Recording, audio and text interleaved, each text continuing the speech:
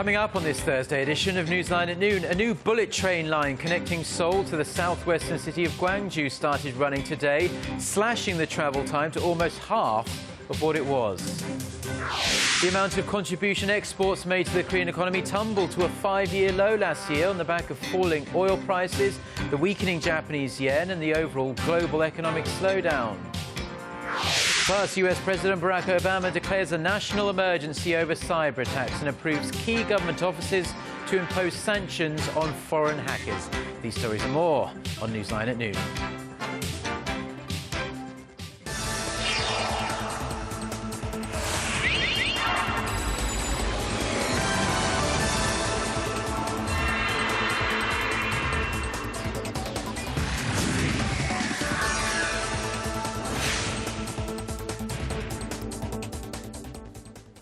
It's noon Thursday, April 2nd here in Korea. Thanks for tuning in. Live from Seoul, I'm Eoh Jin-joo. It's very good to have you with us. I'm Mark Broome. Starting us off this afternoon is the speculation surrounding the possible deployment of a US system. It's known as Terminal High Altitude Area Defense, or THAAD, to the Korean Peninsula. Now, with the defense chiefs of both countries meeting in Seoul next week, we're going to take a look at expectations that the U.S. delegation will bring up THAAD, a highly controversial matter both inside and outside of South Korea. Connie Kim reports. Will they or won't they? With around a week remaining until U.S. Defense Secretary Ashton Carter arrives in Seoul for talks with his South Korean counterpart Han Min-gu, the elephant in the room is whether they touch upon the possible deployment to the Korean peninsula of the U.S. missile defense system called THAAD. The U.S. government has not formally proposed talks on THAAD. If Carter suggests official discussions, it becomes a political issue. Seoul and Washington will then be pressed to make a decision. Some observers believe a bigger issue needs to be addressed before the U.S. proposes talks about THAAD. Experts say that Seoul and Washington would have to agree on the severity of the North Korean nuclear threat in order for THAAD talks to proceed. Budget sequestration in the U.S. meant defense spending was cut. The U.S. believes North Korea has scaled up its nuclear threat, so the Pentagon says it needs more funds. The South Korean government, on the hand, is not keen on increasing its defense budget. Other experts think THAAD is unlikely to come up during Carter's visit. China's reaction on the THAAD issue, very controversial. I don't think he's going to raise any controversial issues at all.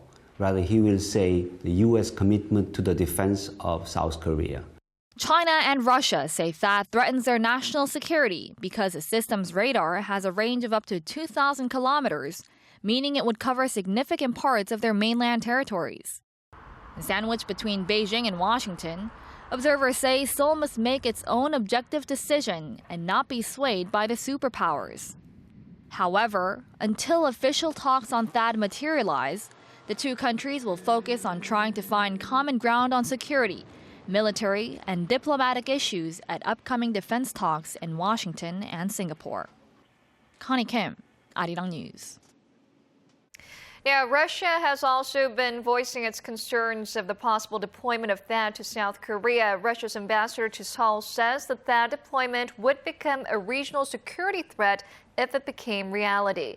In an interview with Korea's Yonhap News Agency on Thursday, Alexander Timonen said the U.S. missile defense system would destabilize the entire region. The envoy also warned THAAD could spark an arms race in Northeast Asia and complicate the resolution of North Korea's nuclear issues. He called on Seoul to carefully review the system to see if it brings more advantages than disadvantages. Now, meanwhile, the U.S. defense contractor that developed THAAD has reportedly been providing information about the system to the Korean government. A representative of Lockheed Martin told the New York Times that it has been supplying information to Korea and the U.S. as there's a possibility Seoul might purchase the system. This comes amid controversy over whether Seoul will let the U.S. set up THAAD on the peninsula as part of its pivot to Asia strategy. U.S. President Barack Obama has issued an executive order to authorize his government to sanction foreign hackers who plan or carry out cyber attacks on the U.S.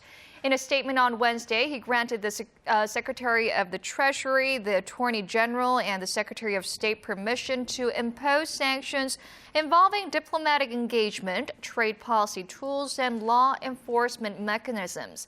Obama said that cyber threats pose one of the most serious economic and national security challenges to the U.S., and the new program will help counter such malicious threats. In January, Washington imposed new sanctions on North Korea after a cyber attack on Sony Pictures. In her third year in office, President Park Geun-hye has a number of issues to resolve outside the country, including deadlocked inter-Korean ties, controversy over the possible deployment of a U.S. missile defense system, and Seoul's strained relations with Japan. Choi Yu-sun tells us which issue the Korean public wants to prioritize. In a recent survey of 1,000 adults conducted by local daily the 동아일보 and the Asan Institute for Policy Studies, 27% of respondents said improving inter-Korean relations should be the administration's #1 foreign policy priority. More than 80% said President Park should hold summit talks with North Korean leader Kim Jong-un. Even 3/4 of those who consider themselves to be politically conservative, often hardliners when it comes to North Korea, said an inter-Korean summit was necessary. Analysts say this reflects South Korean fatigue after 2 years of deadlock and no tangible outcome from the country's North Korea policies. Additionally, 40% of those surveyed said Seoul should lift commercial sanctions on Pyongyang. The sanctions were imposed after the North's torpedo attack on a South Korean warship in 2010. While it remains a sensitive issue, support for the lifting of sanctions jumped 10 percentage points in 5 months. Still, people thought it was necessary to maintain strong deterrence against North Korea's provocations, with 60% saying Seoul should employ the U.S. anti-ballistic missile system THAAD to counter security threats from Pyongyang. Moving down the priority list, South Koreans felt that Seoul's alliance with Washington and its economic partnership with Beijing deserved attention. As for Seoul's frosty relations with Tokyo, 2/3 of Korean people said the two sides should work to improve ties even if Japan continues to deny its past atrocities. Respondents said better relations with Japan are necessary to settle historical issues and to reduce economic fallout. Choi Yu-sun, Arirang News. President Park Geun-hye is going to meet with U.S. Democratic Congresswoman Nancy Pelosi in Seoul later today. The House Minority Leader is heading up a bipartisan congressional delegation to several Asian nations. President Park is expected to ask Pelosi for understanding and cooperation from the U.S. Congress on various issues. Possible topics for discussion include pushing for a trilateral leaders summit between Korea, China and Japan, and improving ties between Seoul and Tokyo. Diplomatic relations between the two countries have been very tense, with the Abe administration in Japan reluctant to acknowledge his country's past wartime atrocities. Now, Pelosi and the 9 members of Congress traveling with her will head to Japan on Friday. 6 years since breaking ground, bullet trains that slash travel times from Seoul to Korea's southwestern city of Gwangju officially began transporting passengers up and down the country this morning. President Park Geun-hye celebrated the opening of the latest KTX line on Wednesday, saying it'll spur regional development. Our Son Jung-in reports. President Park Geun-hye hopped on a high-speed train running on a new line stretching through Korea's southwest. The 182 kilometers of track starting from Osong will shorten travel time from Seoul to the southwestern city of Gwangju to about 90 minutes. President Park said this latest railway will help the local economy grow and spur social and cultural cooperation in the region. 호남 고속철도 건설에 따른 25조 원의 경제적 파급 효과와 함께 전북, 광주 등 지역별 창조경제 혁신 센터를 중심으로 활발한 인적 교류와 기업 이전을 촉진하게 될 것입니다. Since operations began in 2004, Korea's bullet train, the KTX, has only been able to travel at half its speed in the southwestern region because tracks were unfit for a high-speed locomotive. Now, only 3 hours away from the Incheon International Airport, President Park said Gwangju could develop into a global city along the west coast. In line with this, plans to increase KTX services from Incheon Airport to Gwangju during its hosting of the 2015 Summer Universiade in July were also announced. There are also expectations that the high-speed railroad will promote advanced rail technology around the world. In fact, joining President Park on Wednesday's test ride was a visiting Malaysian transport official. Both Malaysia and Singapore have shown interest in Korea's rail technology and plan to place an order later this year for a $22 billion high-speed railway project to link their countries. The second phase of Korea's high-speed rail project connecting Gwangju to the southern city of Mokpo, meanwhile, remains in limbo as the finance and transport ministries differ in the route. Son Jung-in, Arirang News. A bipartisan committee of lawmakers will resume their negotiations on reforming Korea's pension system for public servants from next Monday. The Special National Assembly Committee was launched late last year to oversee the overhaul of the system, which has become an increasing burden on the government's already strained finances. The chair of the special committee says he aims to submit a revised pension plan to the full assembly early next month. Korea's pension program for public officials has been in the red since the mid-1990s, and the shortfall has been topped up using taxpayer money. Officials say that if the system continues in its current form, the government will have to use an extra $9 million in tax revenue per day from next year. Korea's exports are losing steam as the country's traditional growth engine. The contribution of outbound shipments to growth fell to a 5-year low last year due to sluggish demand abroad and falling global oil prices. Hwang Jae reports. The Bank of Korea data shows that just 1.5 percentage points from the country's 3.3% growth last year came from exports of goods and services. That equals a contribution to growth rate of around 45%, the lowest reading since 2009, right after the global financial crisis. Back then, exports actually dragged down overall growth. The contribution rate shot up to over 200% in 2011 from 92% a year earlier, but has been on a downward trend since then. The drop is creating concern about exports driving growth as well as the overall pace of recovery as demand at home also remains fragile. Korea's exports dropped for the third straight month in March, with the monthly growth figure for last month logging the biggest slump in over 2 years. The government blames the fall in exports on the drop in international oil costs, which are keeping prices low for petrochemical products, the country's major exporting item.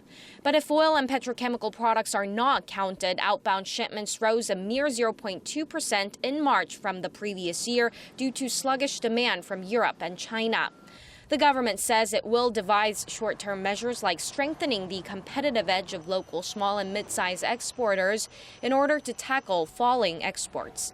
Hwang Jae, Arirang News.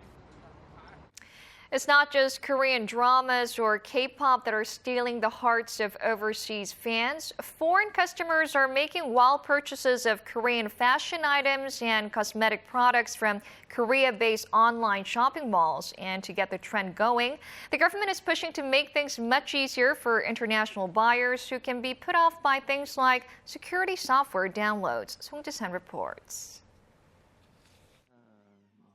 Boosting online sales of popular Korean items could be just a lift domestic manufacturers need as they struggle in the face of slowing domestic demand. According to online Korean shopping mall OKDGG.com, articles traded on its website tripled to 1 million items last year, with its sales also tripling to $8 million compared to 2013. The most popular items were Korean fashion items like accessories and clothing, followed by cosmetics. Foreign direct purchases done online amount to less than half of Korea's foreign online direct purchases of $1 billion, but the government sees greater potential in this online export channel. 액티브 X와 같은 이런 낡은 규제에 안주한 결과 국내 소비자의 해외 직구는 폭발적으로 느는데 해외 소비자의 국내 역직구는 걸음마 수준입니다. 외국만큼 쉽게 결제할 수 있도록 규제를 완화해서 역직구가 활성화되면 이것도 수출 못지않은 효과를 거둘 수 있을 것입니다. Following up on the president's initiative, Korea's ICT ministry on Wednesday announced its plan to remove ActiveX from major websites by 2017 by sponsoring alternative solutions using HTML5, which is more commonly used in other countries. Analysts also point out the need to set up websites in various languages, as most of them only service in English, Chinese, and Japanese. 송지선, Arirang News. Well, it only took 9 hours to sell out all the pre-orders for Samsung's new Galaxy S6 and S6 Edge phones in Korea on Wednesday. Mobile carrier SK Telecom says all of the 5,000 phones it had available for pre-order have been snapped up now. Now, 60% of buyers preferred the Galaxy S6 Edge over the S6 model. This is the one that has the screen that wraps around the side. Color-wise, gold platinum was the most popular in both models. Now, this, in fact, is the fastest Korean pre-order sellout in Samsung's history. A 32GB Galaxy S6 runs at about $780 here in Korea, and the S6 Edge sells for just under $900. The chairman of Korea's largest cosmetics maker, Amore Pacific Group, has become the country's second richest man in stock value, at least. So Kyung-bae took the spot from the vice chairman of tech giant Samsung Electronics, Lee Jae-young, in the Bloomberg Billionaire Index, which was released on Thursday. At the end of March, So's stocks were valued at $8 billion, while E stocks stood at $7.5 billion. The change is due to a sharp rise of Amore Pacific stocks this year. They grew nearly 40% between January and March, closing in at around $3,040 on Wednesday. Now, Lee Jae-young's father and Samsung Group Chairman Lee Gun-hee topped the country's billionaire list, his stocks valued at $12.8 billion. Korean police have unveiled their plans to make the nation's roads safer and a little less stress-free for drivers and pedestrians alike. The public will now be able to, will soon be able to at least report accidents, traffic congestion and even traffic violations to a centralized control system. Shin Se-min tells us more. Millions more eyes will be on Korea's busy roads from later this year under a new police program. The National Police Agency says its 2015 Traffic Safety Guide will be implemented in the second half of the year, and it'll have more of the focus on public participation. Under the new scheme, drivers will be able to report car accidents or heavily congested roads to the police via Twitter or Facebook. Once shared, the new program will automatically send notifications to drivers or dispatch officers to the scene if necessary. It'll also relay useful info to drivers using its so-called Urban Traffic Information System. Citizens will also be able to record and report traffic violations to the police instantly through a free mobile application. Mondays and Fridays will be designated traffic order enforcement days. On these days in particular, the police will keep an extra close eye on and crack down on drivers violating traffic signals, tailgating, and other traffic-related offenses through cameras located at crossroads. The number of automated cameras near so-called school zones will be expanded to 300 by 2017. Through the new measures, the National Police Agency says it hopes to cut down on road traffic accidents and free up traffic flow in Korea's major cities. Shin Se-min, Arirang News. Now, it seems that Koreans have lost their appetite for cooking, according to market and consumer researcher GfK, which surveyed over 27,000 people from 22 countries. Koreans spend the least amount of time cooking, with an average of 3.7 hours per week. The global average was 6.5 hours. Meanwhile, Indians and Ukrainians spend over 13 hours chopping and stir-frying, followed by South Africans, Indonesians, Italians and Spaniards, who devote 7 to 9 hours each week to making their meals. Sweden, Belgium and rather surprisingly France joined Korea at the lower end of the rankings. The researchers say Korea's apathy for cooking can be explained by the wide range of affordable food options like street food, food delivery and prepared meals.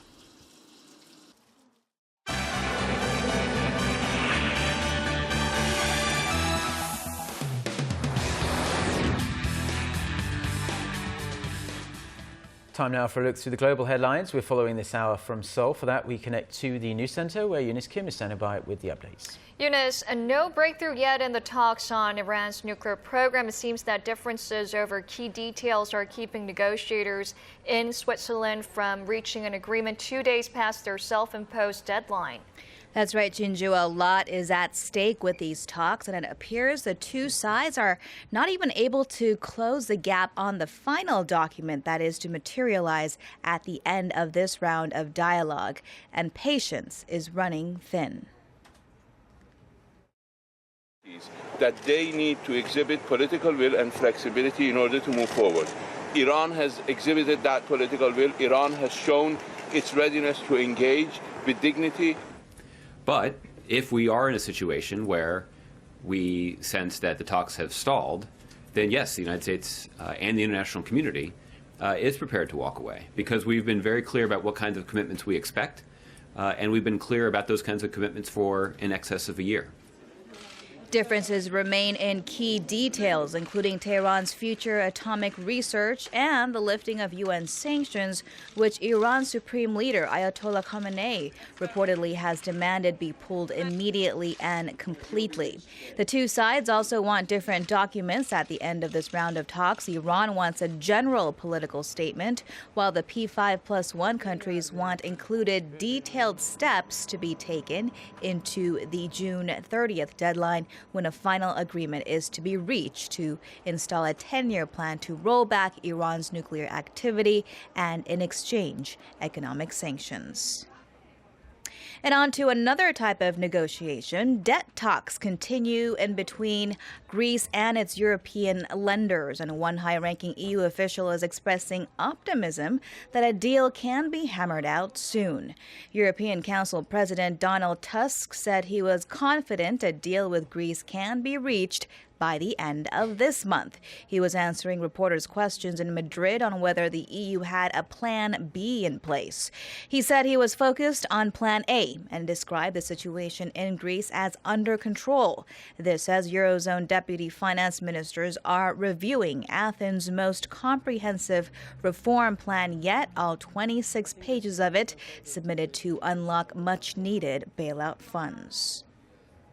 And the head of Germanwings parent company Lufthansa says it will take a long time to determine the circumstances that led to last week's devastating plane crash that killed all 150 on board. Carsten Spohr and Germanwings managing director Thomas Wirkenmann laid a wreath at a memorial site to pay respects to the victims. That site was near the crash site in the village of Le Vernet. Spohr said there was not a single hour he and his colleagues don't think about the terrible accident and were just very, very sorry beyond words. He did not answer questions as to what he had known about the mental health of co-pilot Andreas Lubitz, who is suspected of deliberately crashing the plane.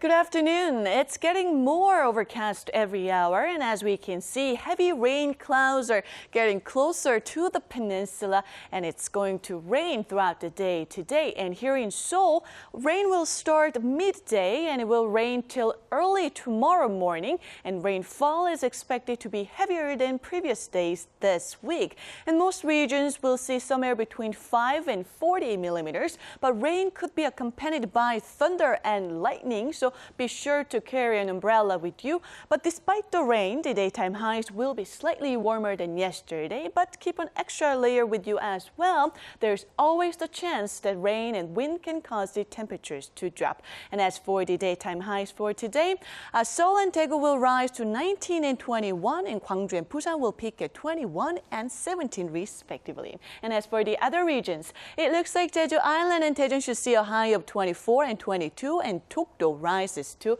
11.